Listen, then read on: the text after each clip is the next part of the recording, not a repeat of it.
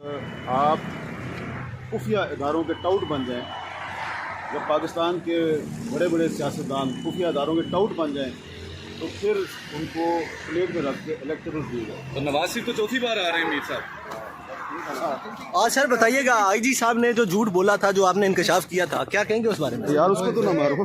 نہیں میں نے نہیں. اچھا سر بتائیں گے. بات کر دی ہے جو کرنی تھی کر دی. سر اب سے کر دیں ہم لوگ باہر تھوڑی سی کر دیں سر. کیا آپ کا انتظار کر رہے تھے. کیا کہہ رہے تھے آپ؟ سر یہ بتائیں کہ کل جو آپ کے ساتھ مس بہیو کیا گیا ہے اس والے تھوڑا بتائیے گا. آپ نے آج درخواست دائر کی تھی؟ میں نے کوئی درخواست نہیں دائر کی، نہ ہی جو میرے ساتھ اسلام آباد پولیس نے بدتمیزی کی. مجھے اس کا کوئی مسئلہ نہیں ہے. مجھے بلایا گیا تھا اسلام آباد ہائی کورٹ میں کہ کل کا جو واقعہ ہے اس میں اسلام آباد پولیس کا یہ دعویٰ ہے کہ تمام خواتین اور بچوں کو رہا کر دیا گیا. یہ اسلام آباد پولیس نے کل ہائی کورٹ میں بھی کہا تھا. اس کے بعد پھر 3 فیڈرل منسٹر کے ساتھ پریس کانفرنس بھی کی گئی.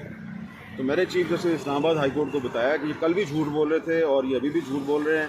اور پھر میں نے ان کو یہ بھی بتایا کہ میں نے کل وفاقی وزیر فواد حسن فواد صاحب کو شام 6:30 بجے فون کر کے کہا کہ آپ نے پریس کانفرنس کیا کہ ہم نے سب کو رہا کر دیا ہے، لیکن کسی کو رہا نہیں کیا.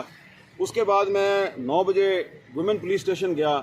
وہاں پہ میں نے دیکھا تو وہ جو عورتیں اور بچے تھے ان کو زبردستی گھسیٹ کے بس میں ڈال رہے تھے.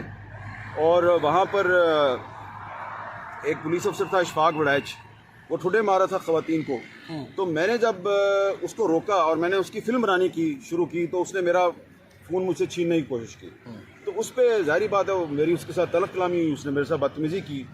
پھر میں نے دوبارہ فواد حسن فواد کو فون کیا اور میں نے فواد صاحب سے کہا کہ ادھر چیخو پکار سن لیں. کسی عورت کو رہا نہیں کیا انہوں نے، کسی بچے کو رہا نہیں کیا.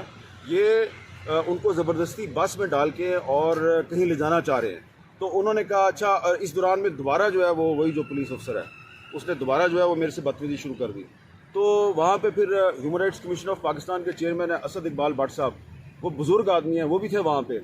وہ اس بس کے سامنے کرسی ڈال کے بیٹھ گئے. انہوں نے کہا کہ تم اب میری لاش سے ہی گزرو گے. تو پولیس نے ان کے ساتھ بھی بدتمیزی کی، ان کو بھی ہٹا دیا. یہ ساری تفصیل جو ہے وہ ان کو بتائی ہے کورٹ کو.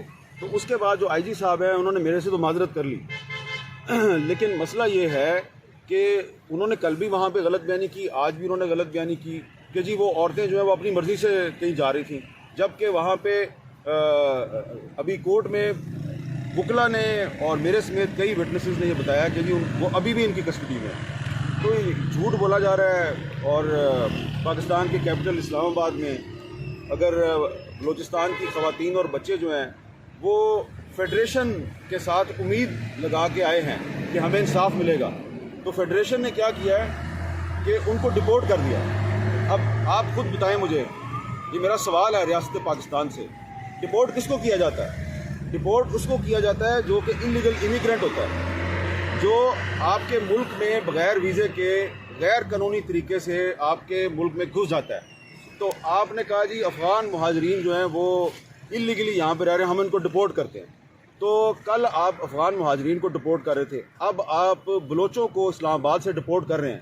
تو اس کا مطلب یہ ہے کہ جو ریاست پاکستان ہے اس نے بلوچوں کو یہ میسج دیا ہے کہ بلوچستان ایک علیحدہ ملک ہے، اور اگر کبھی آپ نے دوبارہ اسلام آباد آنا ہے تو آئی جی اسلام آباد سے پوچھ کے آنا، ورنہ ہم تمہیں ڈپورٹ کر دیں گے. سر آپ سے تو معافی مانگ لی گئی ہے، کیا ان سے بھی حوالہ کیا گیا جو ٹھڈے مارے گئے؟ ان کو جب ٹھڈے مارے گئے تو اس سے حوالہ کیا گیا سر؟